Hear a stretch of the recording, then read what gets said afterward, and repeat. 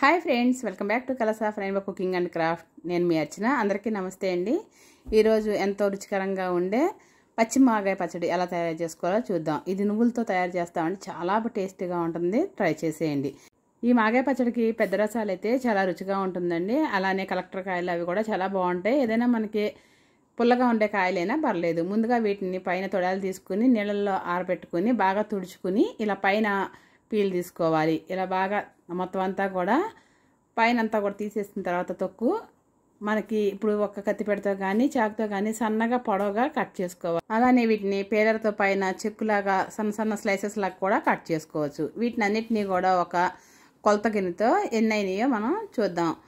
ఇవి మనం ఏదైనా సరే పొడవుగా ఉండేది కానీ మనకి వెడల్పుగా సమానంగా ఉండే గిన్నె అయినా కూడా తీసుకోవచ్చు.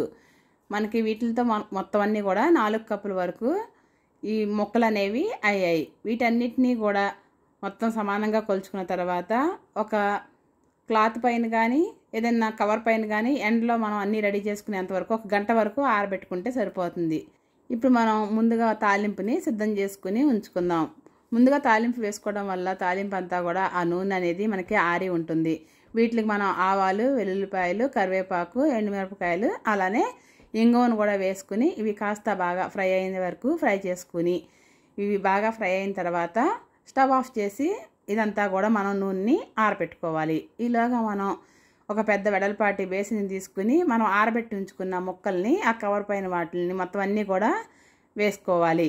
ఇవన్నీ వేసుకున్న తర్వాత మనం ఏ గిన్నెతో అయితే కొలుచుకున్నామో అదే గిన్నెతో లెక్కండి సాల్ట్ని ఒక 1/2 కప్ వరకు యాడ్ చేసుకోవాలి. ఎందుకంటే మనం 3rd డే కూడా కలుపుకోవచ్చు. ఒకేసారి కలిపేస్తే ముక్క అంతా కూడా సాల్టీగా అయిపోతుంది.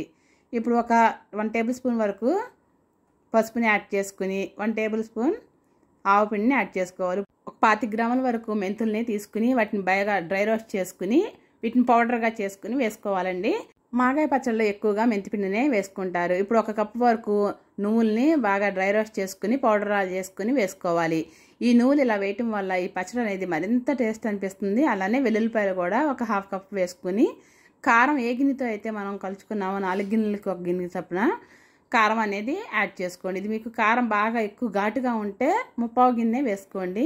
ఇది కారం నాకు సమానంగా ఉంటుంది, అందుకే నేను ఫుల్గా 1 గిన్నె వేసుకున్నాను. నువ్వుల్ని ఆడించుకున్న ఆయిల్ అండి ఇది. ఒక 1.5 కప్పు వరకు యాడ్ చేసుకుంటున్నాను. ఇవి నిదానంగా మొత్తం అంతా కూడా స్ప్రెడ్ అయ్యే వరకు నువ్వులను ఒకే చోట కాకుండా చుట్టూ పోస్తూ వేసుకోవాలి. నెక్స్ట్ ఒక 1/2 కప్పు కూడా ఆయిల్ని యాడ్ చేసుకోవాలి.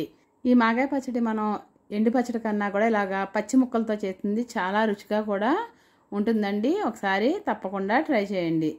మరో 1/2 కప్పు మనం యాడ్ చేశాను.